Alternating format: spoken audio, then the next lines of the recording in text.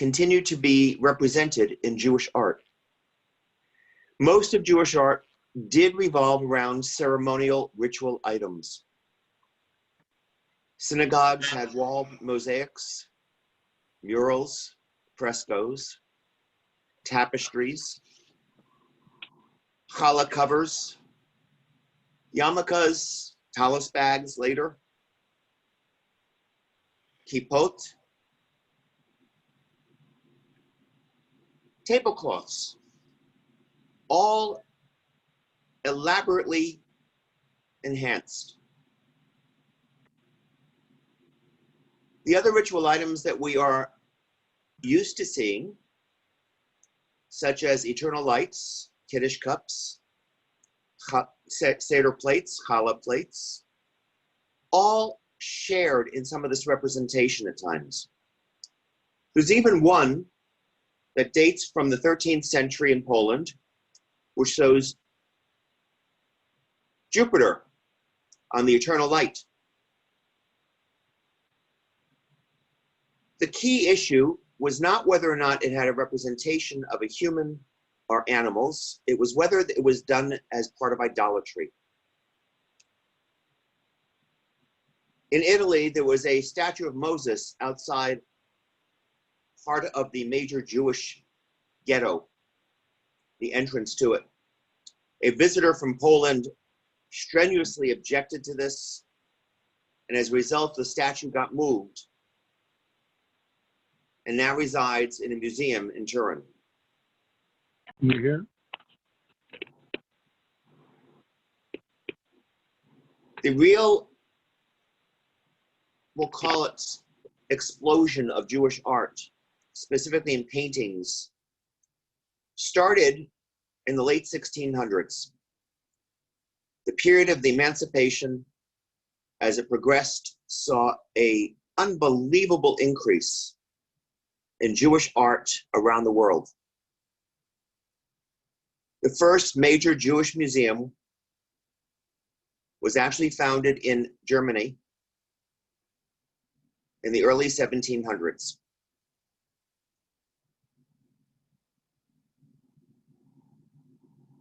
What we look at today is a history that dates back from the time of the Bible, when we're told Bezalel was the master craftsman who knew how to carve and sculpt and make what was required by God, including cheruvim, often translated as cherubs, but they didn't look anything like the little chubby guys flying around.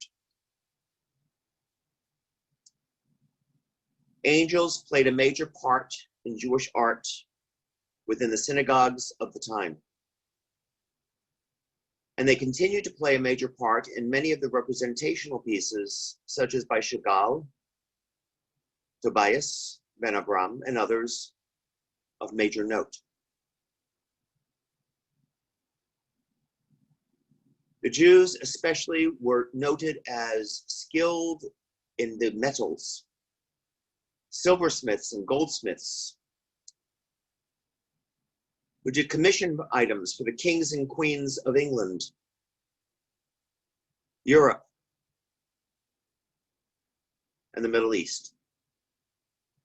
King John exempted his goldsmith from the expulsion of all the other Jews of the time because he wasn't willing to lose, as he put it, a master artist.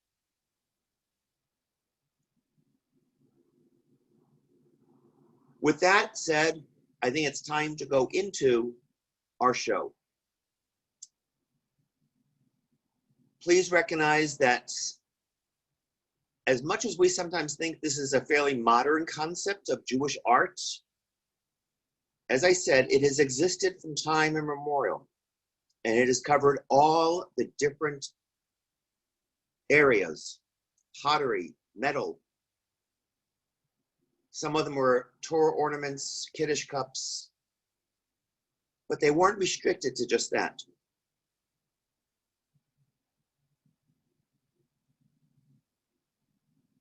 And we get to enjoy a history of Jewish art that has led to the modern explosion in all areas and mediums. All right, I'm going to turn it over to Irma at this point.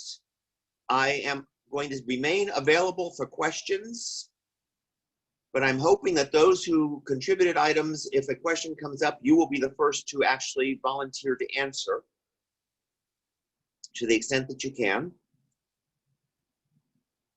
And I will tell you, this has been a fun project.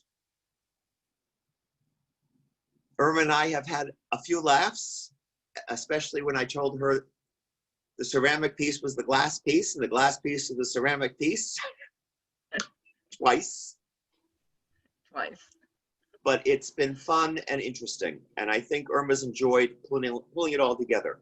Yes, and I'm looking forward to seeing the art in our community.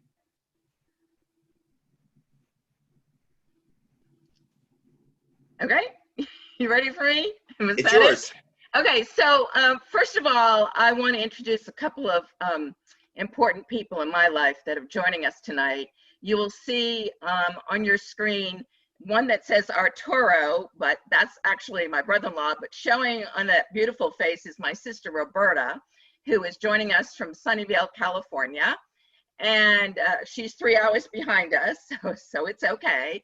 And also on the screen where it says Peter Quackenbush is my fabulous and amazing sister-in-law, Susan, joining us from Chile, Rhode Island. So I thank them for joining us, and I see other people that have guests or relatives here, and we welcome all of you.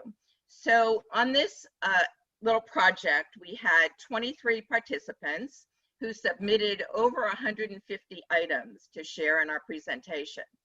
My takeaways from doing this is that there are a lot of very talented artists and designers, many of them Israeli. Several of you have great taste and enjoy living with not just art, but with Jewish art. And we have a great tradition and history that we celebrate with art.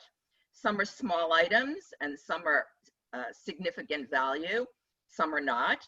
But the cost is not really what matters here. I think you will enjoy the wide variety of items that we're showcasing. If you want to identify a piece that's yours, you can. I have made a great effort to not identify anybody so that it could be totally anonymous. Some of the items you may recognize because you've been in somebody's house and you know that it's theirs. So please don't shout anything out. Let's be respectful of people who want to remain private. If we don't get through the whole slideshow, if we have a lot of conversation, we can always stop and continue it next week, but we'll try and let it go. You can see that Alan has muted everybody. That will keep the distraction of rustling and moving around and coughing to a minimum. If you do want to offer up something, all you have to do is press your space bar on your keyboard and that will unmute you. So with that, I am going to hit share screen and hopefully this will work. And here we go. So collection of Judaica by our temple members and friends. And I'm going to do this manually so that some slides will move quicker than others because some don't have a lot of writing. So what is Judaica? For our purposes, we've chosen to define Judaica as all objects that enhance the celebration of being Jewish. As Jews, we adhere to rituals that affirm our identity and connection to our history and traditions.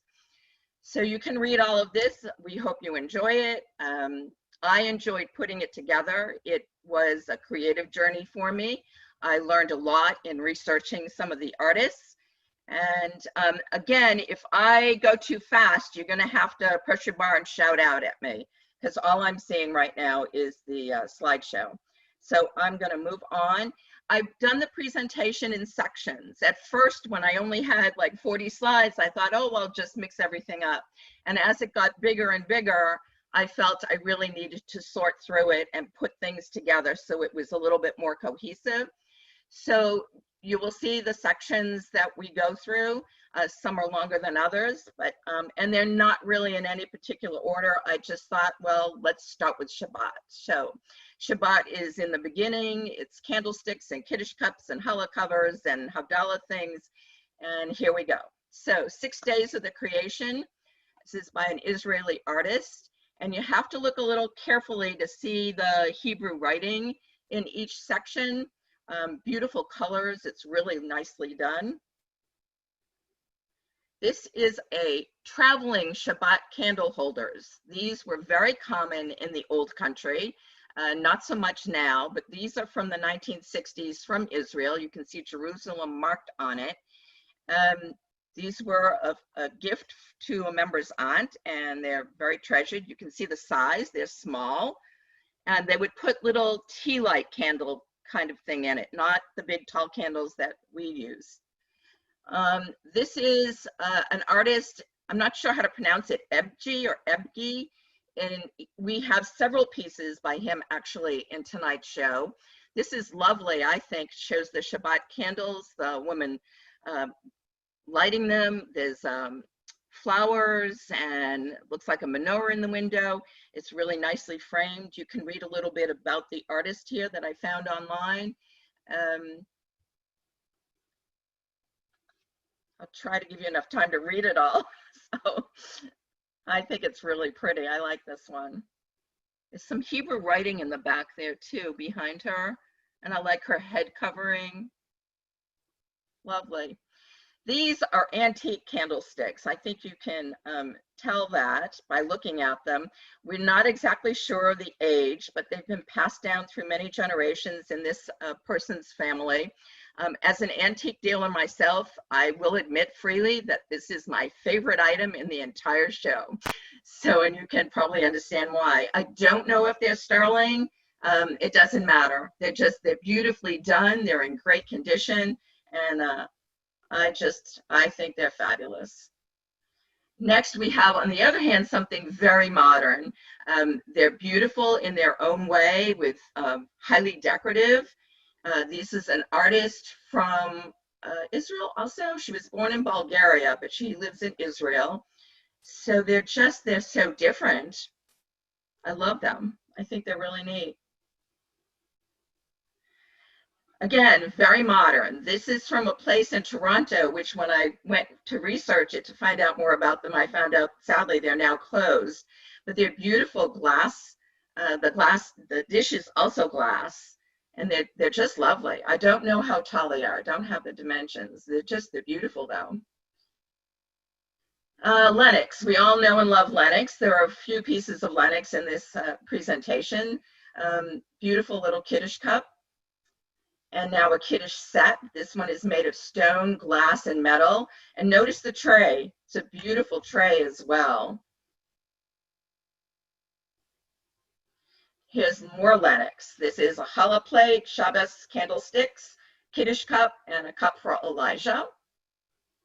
A lot of detail. If you look at this closely, you look around the rim of the challah plate, and on the candlesticks, you can see all these designs that are embedded and pressed in them. Really nicely done. Beautiful set. This is wonderful. This is a very old piece also. This is a challah cover. That's a family heirloom from one of our members. It says the blessings are both in Yiddish and Hebrew, and it has it mounted beneath museum glass, which means the light should not affect it, so it preserves the ink on it. What a fabulous piece to have in your family, right?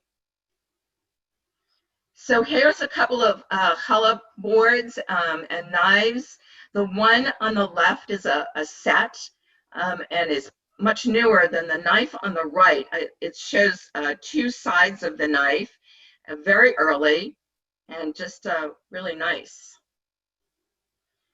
Here's a collection of Havdalah sets and candles. This artist, Yair Emanuel, we will see several pieces by him in this show also. His stuff is very colorful and very appealing. The candles are all from Israel. You can see, let's see, the right front is a set from Armenia. There's a ceramic set. There's a glass set in the rear.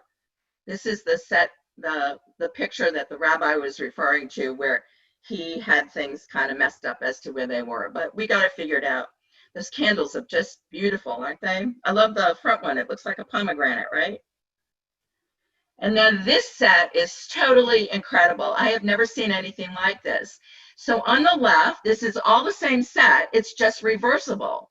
So you have the Kiddush cup, but the candlesticks reverse to become the Havdalah set.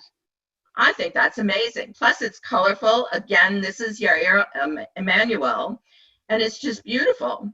What a fabulous piece. I've never seen anything like it. Wonderful.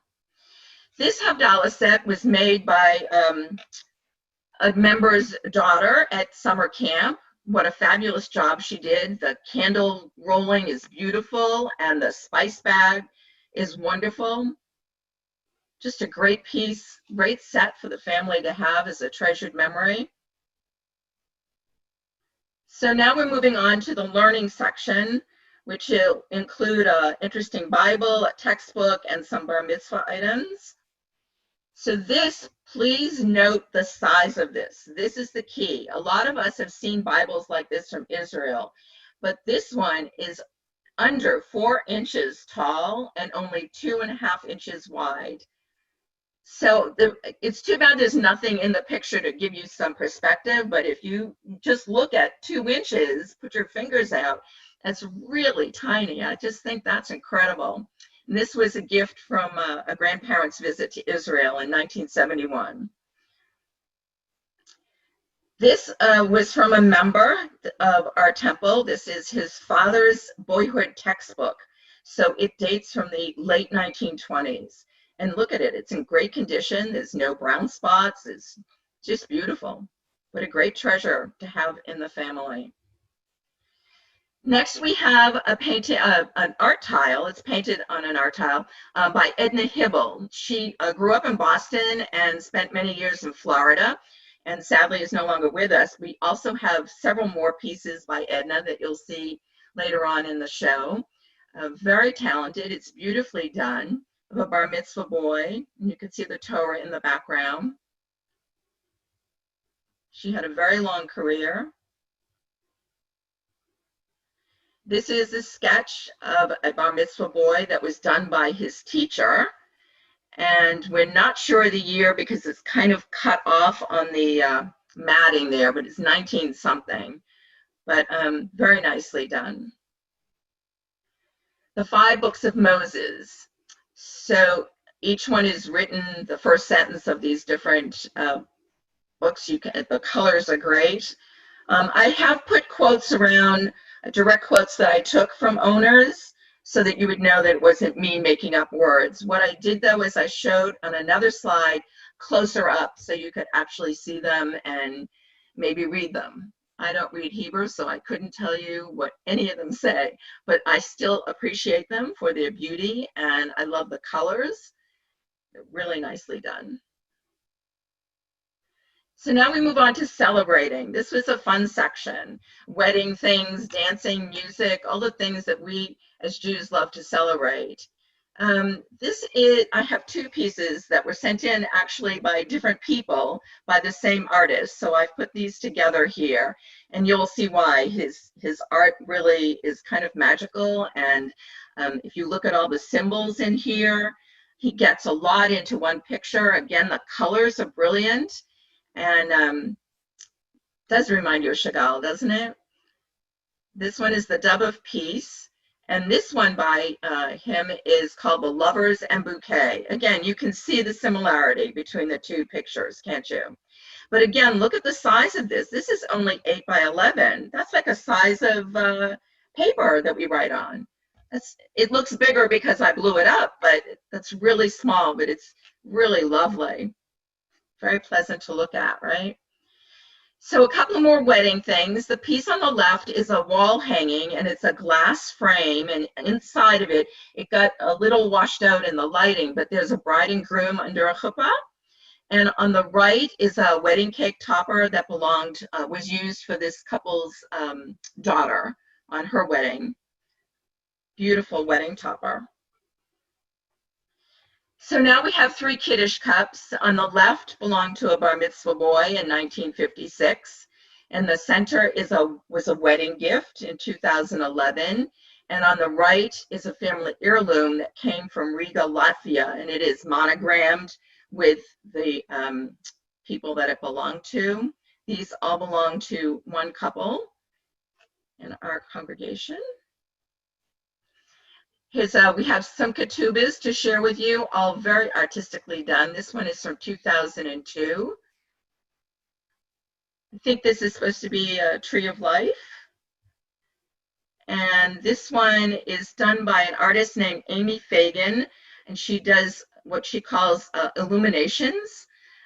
She's very good. You can find her online. She does other things other than ketubas, but her artwork is just magnificent. And there's a little bit about her here on the left.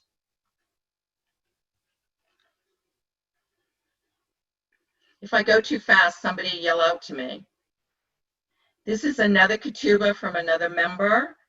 I'm not sure the year. They never got back to me and told me. So, and when I try to blow this up to read it, it got really pixelated, so I couldn't make it out. They're very pretty. I am my beloved is mine. We're all familiar with that one. 2 beautiful birds at the top. This is a wall hanging from Jerusalem, and it does portray the chuppah. Lovely. And the wedding vows. So yeah, the one on the left wasn't part of celebrating, but I had done this slide before I decided to do sections. So when it came time to doing it, I decided to keep them together because they're by the same artist. The one on the right does show a wedding. It is, again, a small size, 8 by 11. So this was Avram, who was born in India and moved to Israel and went to the famous art academy there. So we could sort of say we're celebrating the view on the left and make it fit, right? This is lovely. These are tiles. If you can look closely, you can see that there are 6 tiles put together in one frame, and it's from a kibbutz in Israel. Someone dancing, very happy. It's wonderful. We have some more dancing rabbis. And the person that owns this really enjoys it. Reminded her of a favorite holiday. And I can see where this would be fun to look at. Hanging in my house. Not mine. Hanging in someone's house. More dancing rabbis. I guess dancing rabbis are a favorite theme. This is another artist, a Jewish artist who was born elsewhere but moved to Israel.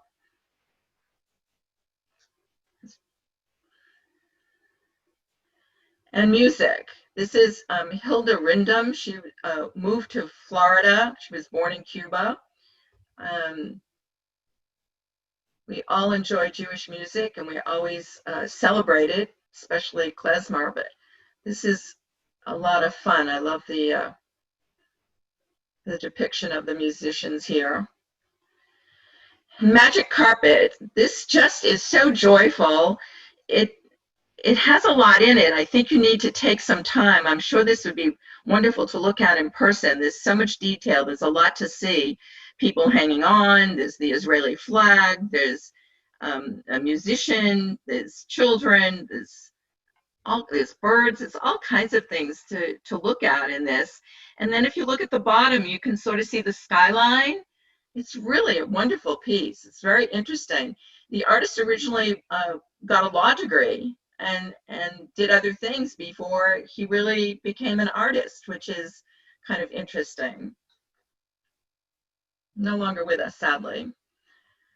So now we move on to home. This is our biggest section. It contains a lot of things that we find in our home or we use to decorate our home. And a lot of things run the gamut here.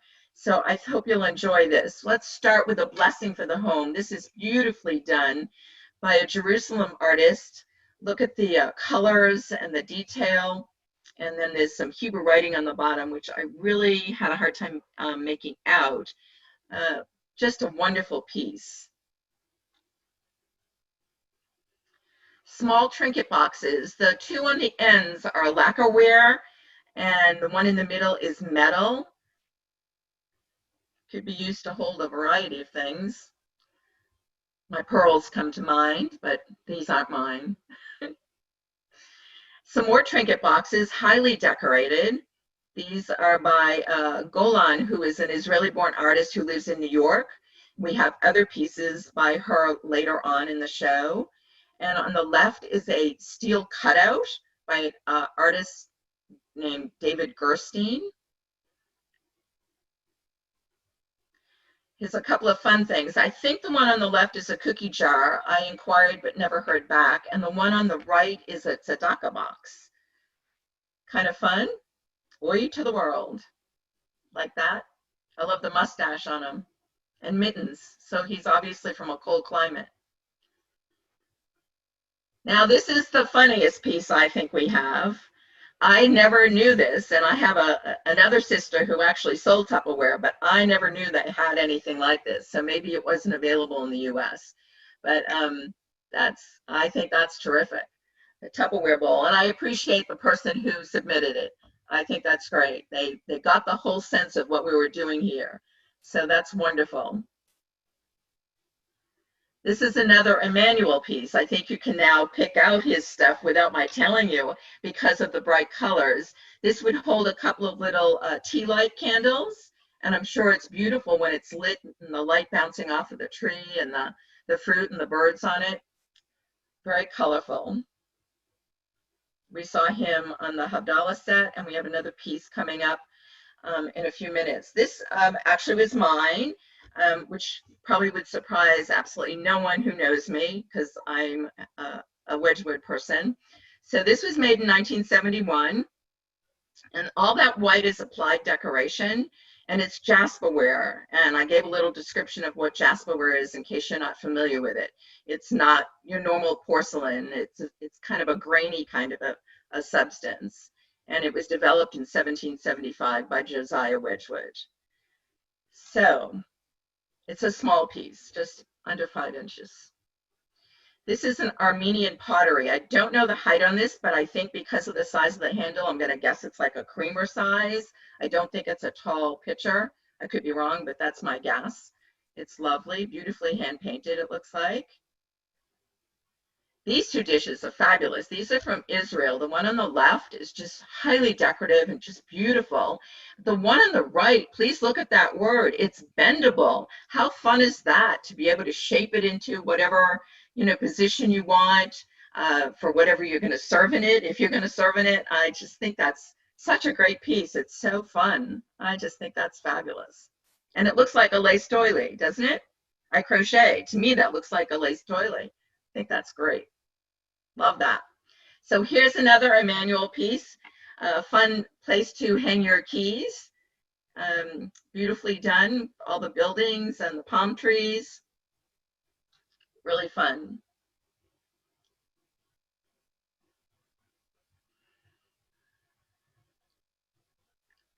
And now we have a vintage doll. The owner and her mother and I, we tried to do some research.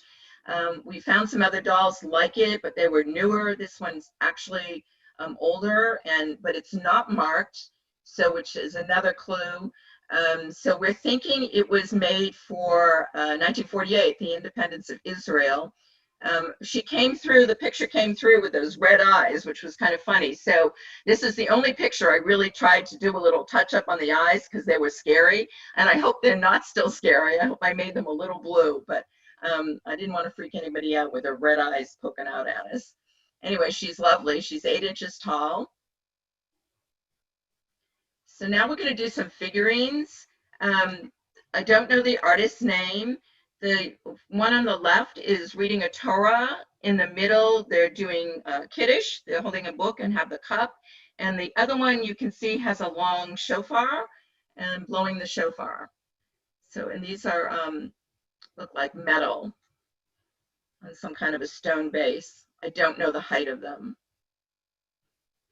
And a couple more figurines. That's probably from Fiddler, and the other one would be either a married couple or wedding couple. The two puzzle pieces fitting together. I think that's really neat. The Hebrew on that one says, Anila Dodi, Bedodi Li, I, my beloved is mine. So it would be a wedding couple, yes? Yes. Yeah, right. So I should have put them in that in the wedding section. So these are yadros. Some of you may be familiar with yadro. Yadro is a fine porcelain from Spain. The one on the left is a Hebrew student. There are two dates on all of these. One is the date of issue, and the other is the date when the piece was retired. The one on the left, the Hebrew student, is available. It is for sale. I will do a little plug there. The rabbi is not available. The Hanukkah lights is owned by someone else, and it's charming. Look at the face on the boy with his little puppy looking at the menorah. I think that's fabulous. And the heights are given there. And here are some olive wood sculptures from Israel, all depicting different characters and different positions. I think when you look at sculptures and statues, you should look at the feet. And if you see the separation between the legs, that's harder to do than someone standing with their legs covered or legs together. So there's more detail involved in those. I think that's kind of telling. And also if you look for hands when you're looking at sculptures, if the fingers are separated, that's another indication that it took more time and more talent to do. These are fun, more Emanuel. You can tell by the colors, right? So these are nesting dolls, obviously from Israel, scenes of Jerusalem. And a few little fun rabbis on the right. One is clay. I like the smiling, laughing, the red rosy cheeks, very happy, fun to look at. This is magnificent. This is a backgammon set with all inlaid woods, different kinds of woods, from Jerusalem. It's just beautiful. A fantastic piece. Now we have a collection of hamsas, and what I learned here was that these are common in different faiths. I always grew up thinking they were a Jewish thing, and that's not the case from what I found out. And then there's variations of spellings of hamsa that you can see on the bottom there. Lovely collection. This belongs to one person. We have another one here that actually is done by Golan, and we saw a piece of hers earlier. This belongs to someone who was gifted it by a friend. What a beautiful, beautiful gift. I think it's a fabulous piece. Very decorative.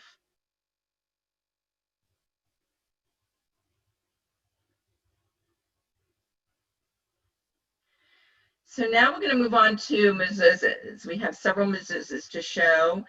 The one on the left is by an artist who does lots of different kinds of things, and we have other things that he did later in the show as well. And then on the right are a couple of very early oil lamps, which are kind of interesting to see. Here's a wonderful mezuzah by Agam. We have another piece of his also in the show later on. I asked the owner of this one, why don't you hang it? And they went, no, no, no, we're leaving it in the box. We just like to look at it. I thought that was kind of fun. And a couple of paperweights with a direct link to our temple, as you can read here. And so these are very meaningful to our temple owner. And they're lovely.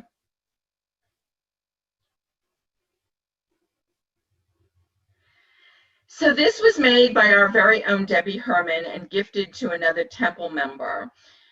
It is her calligraphy. I've blown up a little section of it on the left, so you can see it in Hebrew and in English. And if you look at the whole quilt on the right, you can see around every piece is her calligraphy. And you can tell that it's for Havdalah. You can see the candle and all of the other parts and it's just fabulous. I don't know the dimensions on this, but it's just beautiful, and beautiful work, and the beautiful colors, and just a fabulous piece to look at and enjoy. And so talented. These are really interesting. I'm sorry that it's not a better angle and not in the shadows. I couldn't manipulate this too much, but these are heirloom stamps that someone has framed. I think they're all from Israel. They appear to be, and they're quite lovely. They're very colorful and an interesting thing to hang as art. So you can take something as practical as a stamp and make it art. I think that's wonderful. So now we move on to vases. This one is a glass vase with I Am My Beloved on it. I do not know the maker. And the one on the right is from Israel. Kind of really different, the glass versus the heavy pottery. This next one is also from Israel. Looks like a figure holding something up, a vessel. And this is a ceramic holder used for spices. It could have gone into Havdalah, but it ended up in the home section because it could be for potpourri as well. And you can tell by the person holding it, the size of it, that it's small enough to fit in your palm. So it's not very big. Next, we're going to move on to art. Just some of the names that you will see in this section on the right. Here is Agam. We saw one of his mezuzahs just a few seconds ago. And this is a piece this is a different owner actually than the mezuzah. So I found it interesting that we have people owning the same artist in several cases. Very colorful. This is an Israeli artist. These are hand painted. Really fun.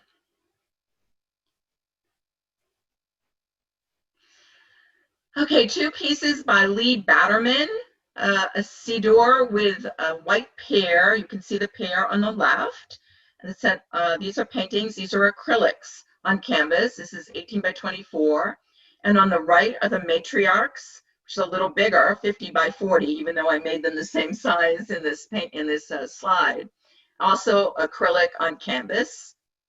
Nicely done.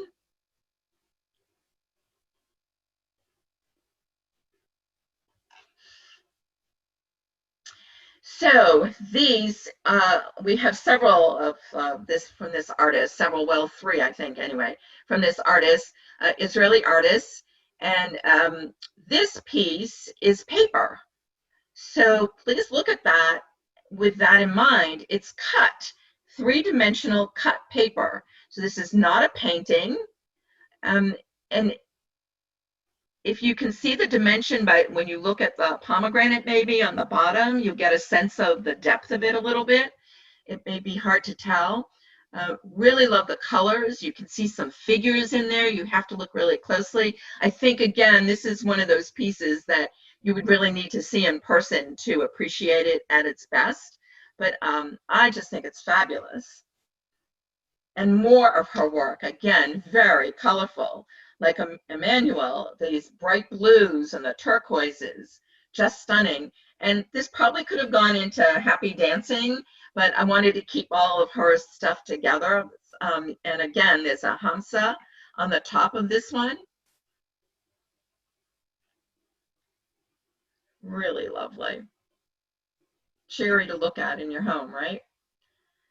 On the left here is Dead Sea Scrolls by an Israeli artist, Castel. And on the right is another piece by Edna Hibble. We saw her earlier on the Bar Mitzvah tiles.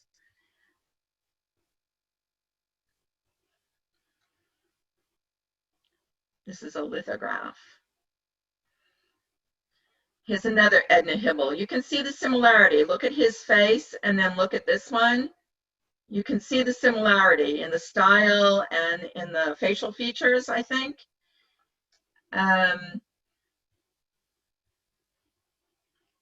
Again, she passed away in Florida, 2014. This is a dolly, a lithograph. And what I found interesting when I went looking up Dolly was, look at his name. Did you know his name was so long? I think that's really interesting. So Dolly lived from 1917 to 1988. His active years, I'm sorry, he was born in 1904, and he died in 1989. Nice piece. So there's a lot of writing on this one, and I'll let you absorb it. This was given to us, this picture, by a member whose mother brought it to her from Israel. And she has now given it to her son, and it now hangs in her son's home. So it is being passed down. And it has microcalligraphy, which means there's lots of little writing in there. I couldn't really get a good close-up, but I did on another piece later on, which you'll see. But I think you understand what the microcalligraphy means after seeing like some of Debbie's calligraphy, but you'll see it in another piece later on. So this is Moshe Dayan from Israel, originally from Morocco.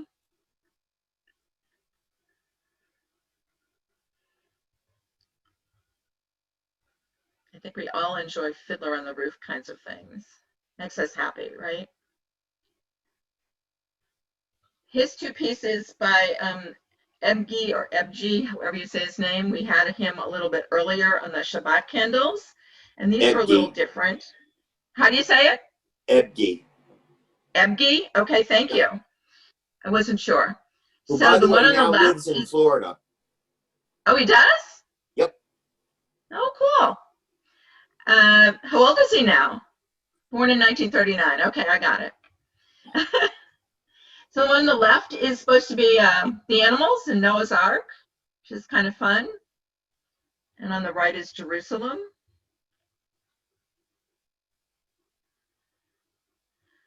This is Dancing Miriam, done by an artist who was born in Poland and then moved to Israel.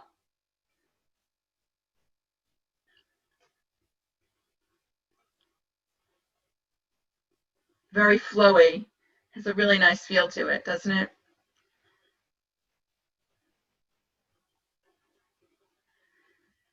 Oh, sorry. So this is Udi, who we saw earlier in one of the mezuzahs.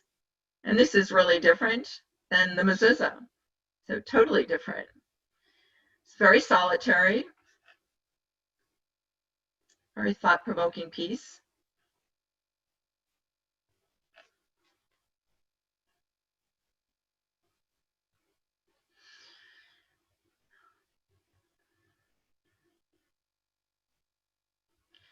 So this is Michelangelo's Moses, obviously a replica, but lovely nonetheless. Beautiful piece to have in your home. The original, of course, is in Italy. The fun part about this piece is the interpreter, translator for Michelangelo, was asked to interpret the description of Moses, and he had three choices. The word in Hebrew is karnei, or, which are two words. He could have translated as a fund of light, F-U-N-D, horns of light, or rays of light. He translated it as horns. Of course he did. Which has led to the modern myth that Jews have horns, by the way. Yep. We saw a lot of those in that Chagall exhibit at the library, at the art museum, Polk Art Museum. A lot of those had the horns. So these are two photos by a photographer named David Morgan. These are both from Israel. The left is the old city at midnight, and the right is just inside the Jewish quarter. I think these are interesting if you look at the quietness of them. There's only one person in the one on the right. And if you look at the contrast before of the flooring and the walls, and on the one on the right, the left, the ceiling, there's a lot of texture, there's a lot of symmetry and asymmetry. They're really very nice to look at, very comforting in a certain way. A lot of details are captured in these if you take the time to really look at them carefully. And I'm sure they're better to look at in person. This is a wonderful piece, but again, note the size of this, 5 inches by 8 inches. That's amazing. Look at the detail of this. It's absolutely fabulous.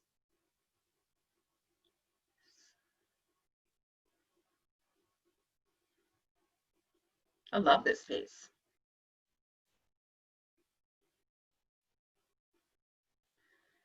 So here is the painting of the Tower of David, and this is one where I'm going to show you a close-up. I was able to capture some of the writing. Can you see the writing on the stone wall looking at it this way? I don't think so, but wait, look at that. So this actually becomes like the shading on those stones. I'm going to go back to the other one and show you again. So I blew up part of that book on the left next to the harp, and part of the stone wall behind it is what I blew up. Is that incredible? How tiny that is. I think that's why they call it micro calligraphy. It's just incredible. So this is by an Israeli artist. I don't know too much about them or about the painting, the size, or anything else. Nicely done, though. Pleasant to look at. It's These I know absolutely nothing. I'm sorry? it's ours. It's tall. It's opposite our front door, so it's pretty tall. Not quite as long as a front door, but it's maybe 3 feet high. Wow. And I don't know who the artist is. Maybe Rabbi could.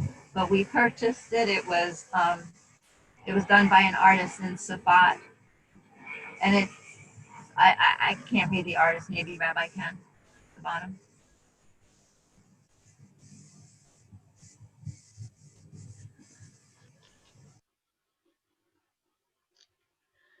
These two I have no information on. They were just sent to me, and when I inquired further, I got no answer, but they're very nicely done. I don't know if the left one would be a father and son at a book stand or book stall, or maybe it's a Rebbe and a student, and the one on the right, someone holding a Torah.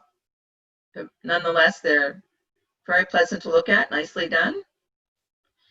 Now we're going to move on to Jewish holidays, Pesach, Hanukkah, Rosh Hashanah, and a few others. First, we're going to have some Seder plates. This one is gorgeous. This is glass, hand-painted with pansies. I went to research the artist, Peggy Carr, and sadly her studio closed in 2016. But just beautiful items. You could probably get things on the secondary market, but just fabulous. Gorgeous piece. Love the colors. This again, Lenox, as we saw earlier, some other Lenox pieces. Lots of detail in it. Very heavily designed, decorated. This is a set that came from Israel, and it says the Rosenthal. So I don't think it's the Rosenthal that we all know from Germany. This is a different Rosenthal. It doesn't appear to be the quality of, or what we think of as Rosenthal Germany. But this is all part of the same set. You can tell by the flowers on the Seder plate matching the flowers on the KIDDUSH cup, the horseradish bowl, and a saltwater bowl. I think it's lovely that they have little covers too. I'm going to tell you right now, it is the Rosenthal, you know, but remember he had 3 different levels of production. Okay. The Rosenthal collection is a trademark name. And the Rosenthal agents in Israel and in Germany, Yeah. the ones in Germany were basically all killed during the war. Right. The ones in Austria actually escaped to Israel. And I know part of the story only because my first wife's grandfather was the Rosenthal agent in Israel. Uh-huh. And that became a major part of the continuation of the company. After the war, they continued on back to Germany and have continued manufacturing even today. But this is what they used to call the restaurant quality. I did some, yeah, and it looks it, right? I did some research, and Rosenthal during the war was allowed to continue because they brought so much money into Germany.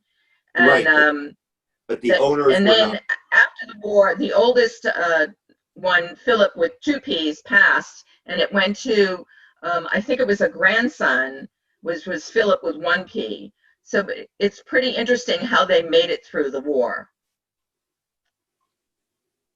We do have some other things here. This is a very old Seder plate, all in Hebrew. And again, I think you would have to look very closely at this in person to see the detail in the different scenes. But even just looking at the design in the center is just beautiful.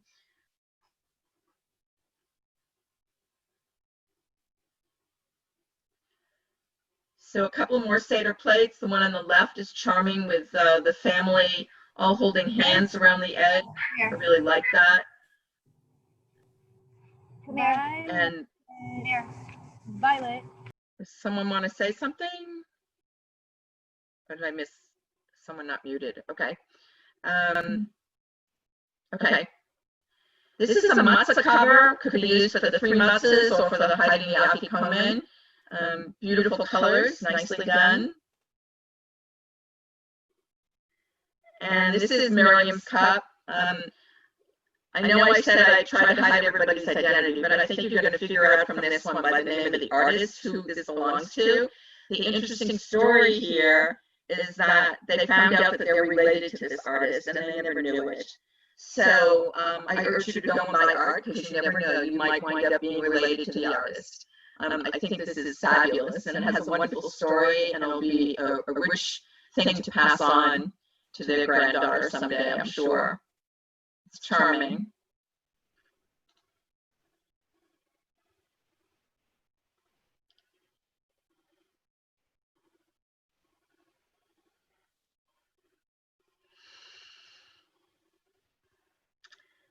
Hanukkah dish. I think those should be sort of, they sort of look like dreidels to me around the edge. It's just lovely. I don't know if that's what they're supposed to be, but that's what it looks like. So we call it a Hanukkah dish. And now some Hanukkah decorations. I'm sure a lot of you know the name Christopher Radko, who does a lot of Christmas ornaments. Well, he also did some Hanukkah ornaments, which are beautifully displayed on these lovely stands. Those are Radko on the left. In the center is Rosenthal. And on the right is a non-Jewish artist from New York. These are beautiful. And this is a collection of menorahs that belong to one couple. I love all the colors and the shapes and the happiness in them. They're just beautiful. They also submitted one that didn't really fit in with this group, and you'll see why in the next slide as I show you this one that's from the 1950s and from Israel. Very solid, very serious. I think that's probably what we mostly grew up with, were menorahs like that, and not these happy ones that we just saw. These are a couple of other menorahs that sort of signify what they started out with, which were vessels for the oil. The one on the right with the wailing wall, I think is really, really special with the oil lamps, oil containers, the oil vessels, and the one raised above. Beautiful pieces, beautiful, well done.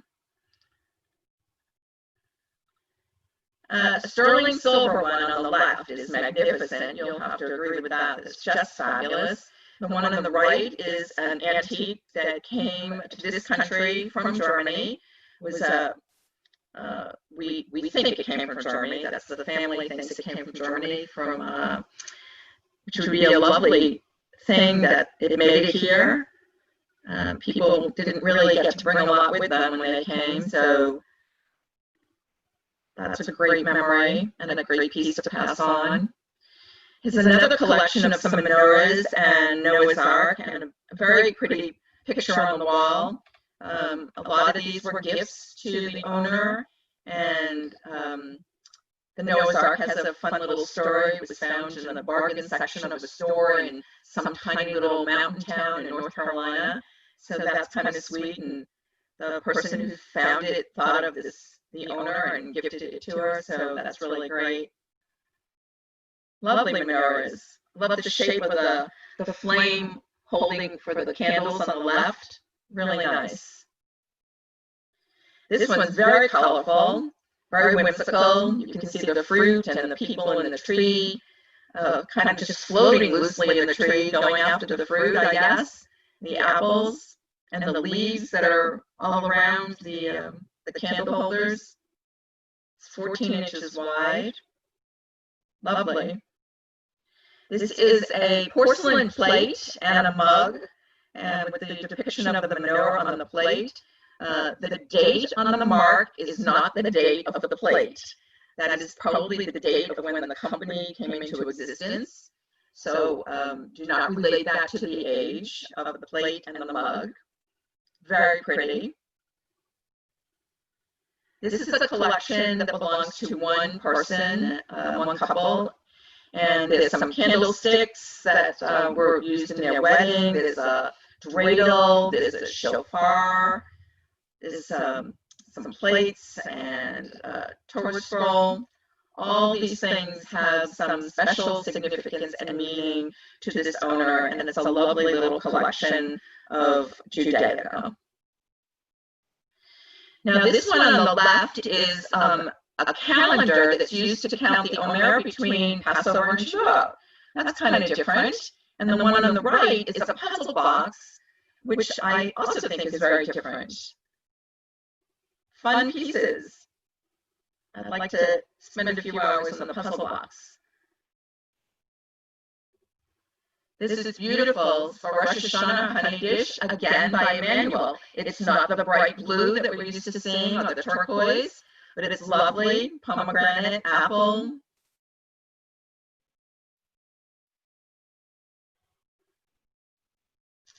Now we're going to move on to jewelry. Pins, necklaces, bracelets, pendants, quite an assortment here. On the left is some silver pins with Judaica symbols and turquoise. Very pretty, lots of detail if you can see closely. In the center, you also would have to look very closely. The Shema is inscribed in a circular pattern around the center stone. A beautiful piece, sterling silver piece. And then on the right, there's a lacy star pendant. Really pretty. Two pieces here from Israeli artists, different artists. Very whimsical, very colorful. They probably look beautiful on. The one on the right obviously has a pair of matching earrings, which adds to it. Really pretty. I think these are both glass. Yes, both glass. This is a pendant that has some age to it. It's from the 50s. It's a little blurry, but I wanted you to be able to see the detail. It only measures a little over an inch in size. And it just shows the 12 tribes of Israel within each of the triangular sections. Really wonderful, special piece. Late 1950s. Really different. These are fabulous. So these are by an Israeli artist. They do have a very Victorian look to them. You have the bracelet, necklace, and earrings on that one on the right. Flowers. Okay, so here on the left is a Zuni Indian, Star of David, done in sterling and turquoise. Beautiful. You never know where you're going to find a wonderful piece, do you? So not everything's from Israel. The same maker, Michael Negrin, as we saw earlier on the centerpieces, and the chai on the right is different pieces of wood fused together to make the chai. Just beautiful. Lovely piece. This is rocket jewelry. These pieces are made from rockets. So what they did was they tried to take something that was really negative and turn it into a positive. And on the keychain, you can see that they even put a little heart. The necklace and the keychain are in the shape of Israel. I put on their website address. I urge you to go and take a look around. They have some wonderful pieces. They also do have some bracelets, one of which I'm madly in love with. Beautiful, beautiful stuff, and the concept is really terrific, I think. So these are great. This necklace belonged to the owner's mother. I think you can see that it looks like probably a pendant, or it could have been on a charm bracelet at one point. A gold piece, really pretty, and obviously holds a lot of meaning to the owner. It's lovely. Some more Israeli jewelry. These are all done by Israeli artists, different ones. The one on the left is adhere, I believe is how you say it, earrings and a necklace. And the next one is earrings and a necklace. Then we have a hamsa and another necklace on the right by an Israeli artist. Beautiful. This is a very special piece. It's enamel, blue enamel, and you can show the front and the back view, and then when you open it, there's a high inside that actually comes down. It's on a chain, would hang down from inside. It's absolutely beautiful. I'm proud to tell you that my sister Roberta gave that to me. It's lovely. Sweet gift. We're going to end tonight with some pieces from the Holocaust. The first one is a tribute to Anne Frank. If you look around on the yellow section, it says, "In spite of everything, I still believe that people are really good at heart." And on the bottom it says, "Tribute to Anne Frank." And the part that I think is really amazing is this piece was found and purchased at Epcot. So again, you never know where you're going to run into Jewish art or something that's going to be meaningful to you, and you wind up taking it home and having a wonderful piece. The next pieces are by a photographer by the name of Gary Seidel, and the owners of these pieces, I think I have 5 of them to show you, were very taken with his work and didn't buy them all at the same time. He was showing his work at Mayfair, and they bought from him several times. It's interesting to read a little bit about him. So I know I put a lot of information here. I'll give you a second to look at it. And I think we're going to make it through the whole thing. I thank you for your patience. We only have a few more slides. So I'll show you Gary's work and give you a chance to absorb some of it.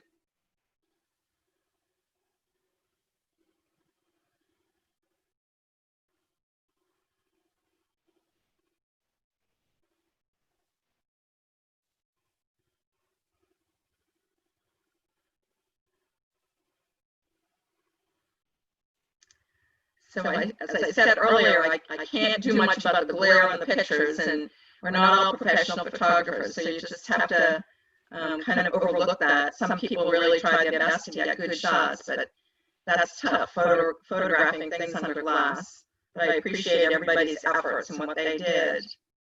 And that, ladies and gentlemen, is Fini. Shalom. Thank you very much. I totally enjoyed doing this for you, and I hope you enjoyed seeing it.